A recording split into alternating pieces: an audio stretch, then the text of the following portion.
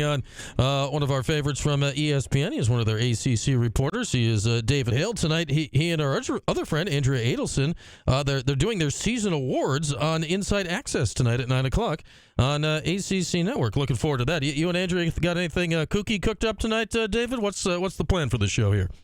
Yeah, I assume that there will be nothing of any real substance, but it'll be fun, and we may talk a little Fran Brown. So, yeah. All right. Nothing of any real substance, and Fran Brown is what gets me to turn on the TV. So this exactly right. This feels like the show for me tonight. So a million hot button topics. We got playoff. We got Belichick. We got portal here. There's 8 million things going on right now.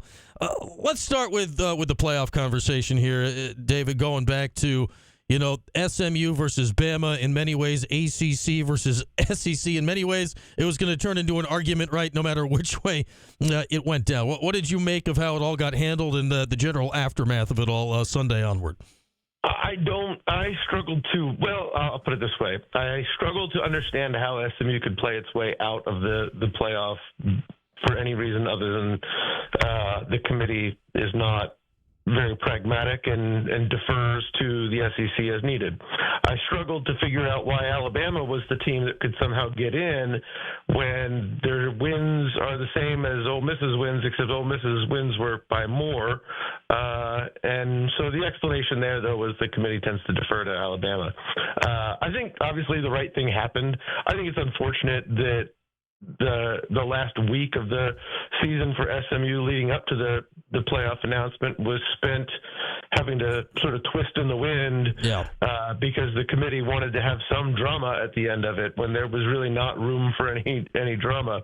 But ultimately, I think the right thing is what happened, and frankly, I think SMU, aside from the fact that they're likely going to be absolutely freezing cold, is in a pretty good spot. That's I think a winnable matchup for them against Penn State, particularly if they can play half as good as they were playing down the stretch against Clemson in that ACC championship game.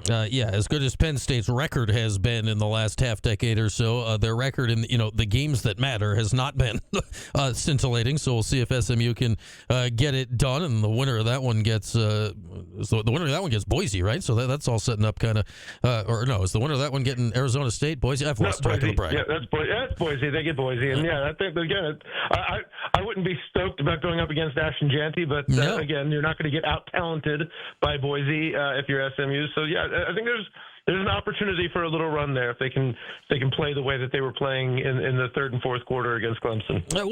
So the SEC, the SEC finds a way to get mad no matter what, it seems, even though everything is tilted in their favor more often than not. What do you make of this? Oh, well, now that nobody's going to play anybody out of conference. Wait, you only lost conference games. I don't understand what they're talking about right now.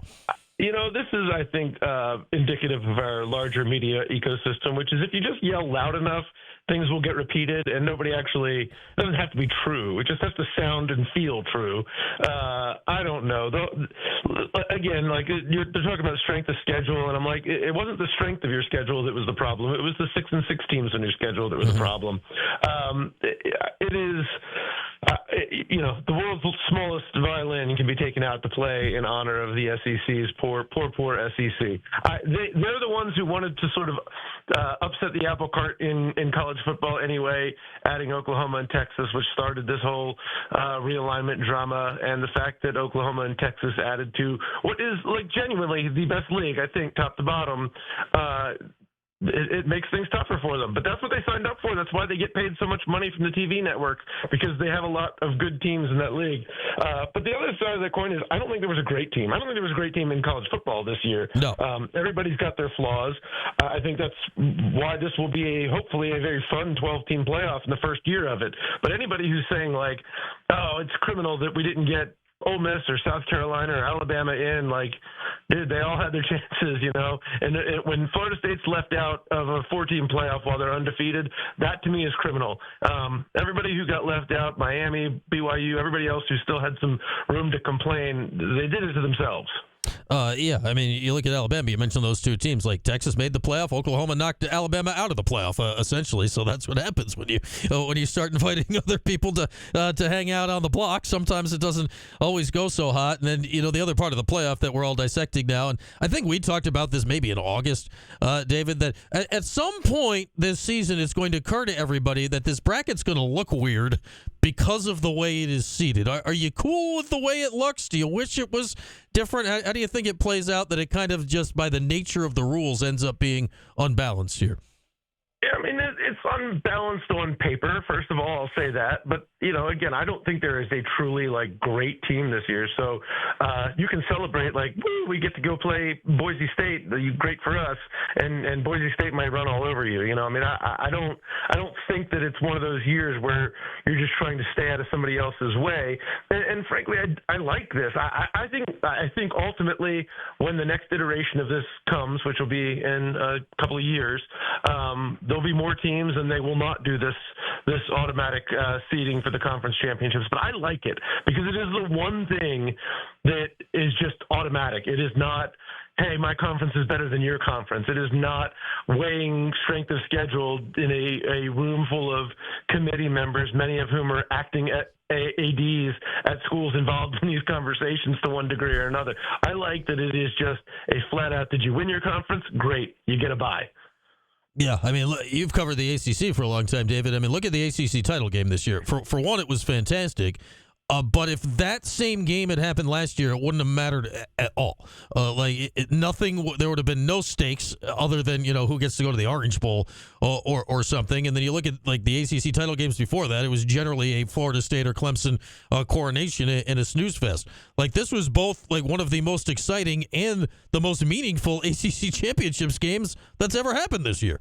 No, you're exactly right. And, frankly, and I should point out, the ACC is the one who got screwed out of the first round bye. And I still 100% think that's, it's the right thing that happened.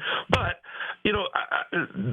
especially with the SMU conversation, I think that we should not be approaching how do we fix the first iteration of the 12-team playoff by making it easier for the SEC or the Big Ten. It should be how do we make sure that the drama and the stakes feel as big as possible for as long as possible. And that is the one real sort of risk that we got to at the end of this regular season is, the committee chair Ward Manuel comes out and basically says we're not going to look at any team that's not playing again, despite the fact that technically their resumes do change with wins and losses of teams that they played. And so then you had these great games like the Big 12 game, which didn't turn out to be a great game but had big stakes, or the Mountain West that had big stakes, and then the ACC that was an actual great game with big stakes. The flip side is, I don't know how great it was, but the SEC game was a close game that goes into overtime, but it really didn't have huge stakes. The only real stakes was who gets the first round bye and gets to say we've got a championship. So I think that as you're trying to build out what is the perfect model, I sure hope that the primary consideration is how do we get as many SEC teams as possible in, but how do we make sure that games at the end of November and December have a whole lot of meaning? Our guy David Hale is with us here as we are talking all things ACC, all things college football right now, as the college football playoff is going to be starting up here in, I think 9 days, 10 days from now? It's the 20th and the 21st right now. And then what is threatening to take over at least the college football storylines before that is this Bill Belichick story right now, which is wild. Wait. No, here's your colleague just now on Twitter, Adam Schefter, Chapel Bill, which elite nickname already. 6-time Super Bowl winning head coach Bill Belichick is finalizing a deal to become the new head coach at North Carolina. Sources tell me Pete Thamel, Belichick is going back to school, whether his father serves as assistant coach in the 50s. So there we are. Sounds like this is as good as done. Belichick to Carolina. What do you make of this? This is wild. I don't think this would have occurred to anybody a few weeks ago. Yeah, it is an interesting scenario because of the way that it is played out, which was Bill Belichick was interested, and I don't think Carolina Carolina's AD was the most interested in this, but the chancellor and members of the board of trustees kind of took the ball and ran with this until it just became a thing. And frankly, because it got out the way that it did, Carolina was sort of like in a situation where it's like, if you don't get this guy, it's going to look pretty bad for you. So there was a lot of incentive to get it done. Is it going to work? I am dubious. But, the flip side of it is I think there's the obvious, hey, you just got rid of your 73-year-old coach to bring in a 72-year-old coach, and you see the problems. But the college model is moving closer and closer and closer to the NFL model all the time. And so I think the distinction between the two is less than it's ever been and will be more this year with revenue sharing, which is basically a salary cap coming into the equation as well. Does it work out like a Deion situation where just the name makes recruiting easier and you can sit back in your office and just wait for guys to call and say, I want to come play for you? Maybe it does. Now, I think there's some obvious and huge distinctions between Bill Belichick and Deion Sanders, some better and some worse. It's going to be a fascinating experiment, though, I'll tell you that much. Yeah, I don't know. You're down in Carolina. I don't know if the Carolina climate is conducive to the cutoff hoodie, but we'll see what Bill does down there. I think, obviously, you hear all and we'll have to wait and find out, I guess, right, and see what's in the final contract here. But, if the rumors of Stephen Belichick being shoehorned in as his like automatic successor, that's like a whole nother wrinkle to this whole thing, right? Yeah, and again, I think that it would be very fascinating if they go in that direction, because it's been a while since we've sort of seen this. We had that coach in waiting phase back in like the late aughts. Those didn't tend to work out well. You can go back and look at the long and illustrious history of nepotism in college football, and it almost never works out. I don't know of a whole lot of scenarios in which all of that just works out as they think it or hope it will, and everybody's happy, because sort of the best case scenario is you get 2 to 3 years of Belichick before you hand it over to his son. And in both cases, I think you have gigantic wild cards there. So, I'm dubious. But, a lot of smart people are very excited about it. So far be it from me. Yeah, well, as you know, we did the coach in waiting thing here for a while. It worked out oddly. Yeah. It worked out very oddly in the end. And boy, have we re-adjudicated that to more often than necessary over the years. We got David Hale here from ESPN ACC reporter. I want to hit the portal with you, man. It looked head scratching about a day and a half ago when Duke kind of took one of the better quarterback seasons in school history and shoved him out the door, and I guess we got the answer why is they got Tulane's guy Darian Mensah already would agree. I mean, that we know there's plenty of behind the scenes stuff that happens, right? Like this must have been orchestrated who knows how long ago to get it pulled off this quickly. Yeah.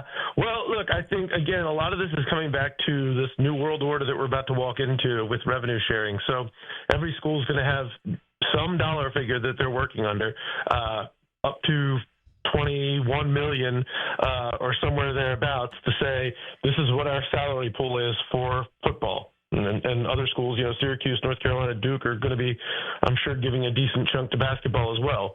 But, you have some dollar figure to work from, and how are you going to allocate those dollars? And frankly, I think, particularly for a school like Duke that is going to be spending money on other sports beyond just football, you got to be smart about how you're allocating those dollars. And I think, the difference, if you can save yourself $250,000 or $500,000 on your quarterback and still feel like you got a really good quarterback, that's a smart business decision right now. What will this market look like, I think, is going to be fascinating, because we've seen a lot of relatively big names, though in many cases kind of unproven names, in the portal already. There's going to be a lot of schools, because they don't have to beg for the NIL money now. They don't have to beg for donations to a collective to be able to pay players. They can do it directly. I think it is going to be a flood of money coming into the sport in terms of athlete compensation. It will be interesting to see what the portal numbers end up totally looking like. But right now, I would say the demand for player talent acquisition in the portal far outpaces the supply of actually good players in the portal. And so, if you're looking at Duke and Manny Diaz in particular, like, to me, that's a home run because you say goodbye to one guy who's probably going to cost you a little more, get a guy who I think could be just as good that's going to cost you a little less, and you basically bypass what could be a very competitive market. Yeah, I mean, they got that tied up in a bow faster than you can think about it. And here we are at Syracuse, David, wondering who Fran Brown's going to bring in because he's out looking for the next Kyle McCord, right? Like, and you mentioned it's going to be even probably harder to find one this year. It is, and look, again, thanks to Ryan Day for setting up the table on that. Look, I think there will be some intriguing names. There already are some intriguing names in the portal. And the other good thing that Fran Brown's done is he has really established himself as both a successful coach, winning 9 games in year one, and a player's coach in year one. And so, look, if we're basically entering into an era which is something close to NFL salary cap free agency, money is going to drive everything. But the secondary consideration is like, am I going to be in a position to be happy and successful in a place? Because I do think we're not quite there yet, but you're going to see more and more sort of the stories of, the guys who go into the portal and it don't work out so good. DJ Uiagalelei in Florida State were a disaster this past year. So I think being able to have some proof in the pudding and being able to say, you can come here and we're going to be able to do this for you on the field. At the end of the day, these guys are getting paid now in college, and that's great for them. But the ultimate goal is still to get paid a whole lot more at the next level. And to be able to say, we're going to let you put some really good stuff on tape, and you're going to make some cash while you're here, it's a good sales pitch. I'd say that's why the Kyle McCord, as successful and great as it was this year, David, right? This could pay off 10 times that down the line, right, if Fran's able to have success here going forward. That's exactly right. And that was one of Fran Brown's sales pitches to Kyle McCord is like, hey, you're going to put good stuff on tape here, and it is not going to be like it was at Ohio State where, you're surrounded by a ton of talent and every team you play is beneath you and you don't get to showcase yourself at all. Kyle McCord got to showcase what he is all about this year, and, who knows what that means for him at the next level, but I think he's clearly in a better position today than he was a year ago. Yeah, we did not make one Honda McCord joke here all season long. We did not do that to our guy Kyle because he was the Maserati this year. He was fantastic. All right, David, always great to chat. We'll be watching you and Andrea tonight at 9 ACC Network, and I'm sure we'll catch up again soon. Thanks a lot. Yep, see you guys. All right, there he is, our guy David Hale. Great. Follow David on the Twitter, X, whatever you want to call it, at